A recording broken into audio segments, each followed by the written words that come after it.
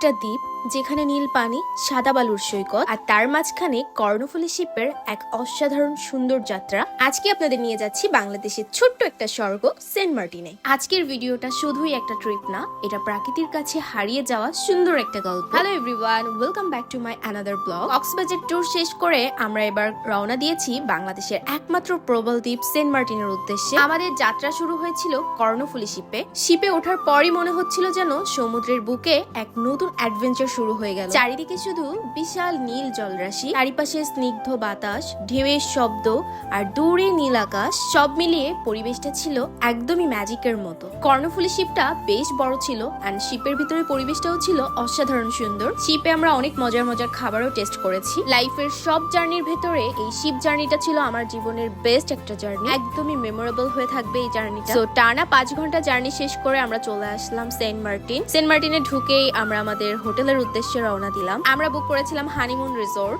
তো চলে আসলাম আমরা আমাদের রিসোর্টে। ঢোকার টাইমে আমি তো অনেক বেশি এক্সাইটেড ছিলাম সবকিছু নিয়ে। এন্ড ভিতরেই ঢুকতেই আমার তাদের এই কটেজ গুলো চোখে পড়লো, অসম্ভব সুন্দর সুন্দর সব কটেজ গুলো। আমরা এই কর্নারের রুমটা নিয়েছিলাম। আমাদের এই রুমে ছিল ডাবল বেড। আমি এন্ড আমার ভাই এই রুমেই ছিলাম। রুমের ভেতরের পরিবেশটা সিম্পলের ভেতরে বেশ সুন্দর ছিল। এটা দিনের ভিউ, বাট এই রুমের সৌন্দর্য রাতে বেশি সুন্দর, কারণ রুমের ভেতর অনেক কালারফুল লাইট দিয়ে ডেকোরেশন করা ছিল, যেটা আমি দিনের ভিউতে দেখাতে পারিনি। এই রুম থেকে যে বারান্দাটা ছিল, এই বারান্দা থেকে সরাসরি বিচ দেখা যায়। দেন আমরা ফ্রেশ হয়ে জাস্ট ড্রেসটা চেঞ্জ করে সোজা চলে আসলাম বিচে। তখন পানি একদমই কম ছিল, পাথর দেখা যাচ্ছিল চারিদিকে। ঠিক দুপুরবেলা, চারিদিকে নিস্তব্ধ হয়েছিল, লোকজন খুবই কম। আমি এন্ড আমার ভাই অনেক অনেক ছবি তুলছিলাম, ভিডিও করছিলাম। জায়গাটা আসলে অসম্ভব সুন্দর, স্বচ্ছ নীল পানি, পাথর এবং সাদা বালুর সৈকত, আর চারিদিকে এক অন্যরকম শান্ত পরিবেশ। দ্বীপটাতে পা রাখতেই মনে হচ্ছিল এটা যেন বাংলাদেশের এক ছোট্ট মালদ্বীপ। হোটেল থেকে বিচে আসতে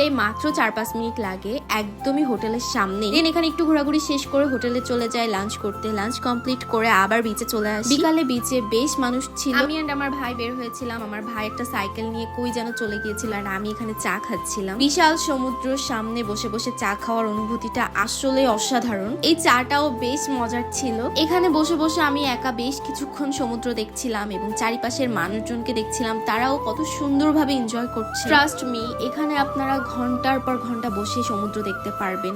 মানে আপনি সমুদ্র দেখেই পুরো দিন রাত পার করতে পারবেন, আসলে এতটাই সুন্দর। দেন সন্ধ্যার দিকে আবার রুমে আসি, নাস্তা কমপ্লিট করি, আবার বিচে যে চা খেয়েছি। এই ছিল সেন্ট মার্টিনের ফার্স্ট ডে ব্লগ, বাট আমার নেক্সট ব্লগ হতে যাচ্ছে আরো বেশি স্পেশাল। আজকে এই পর্যন্ত, নেক্সট ভিডিওতে দেখা হচ্ছে, বাই।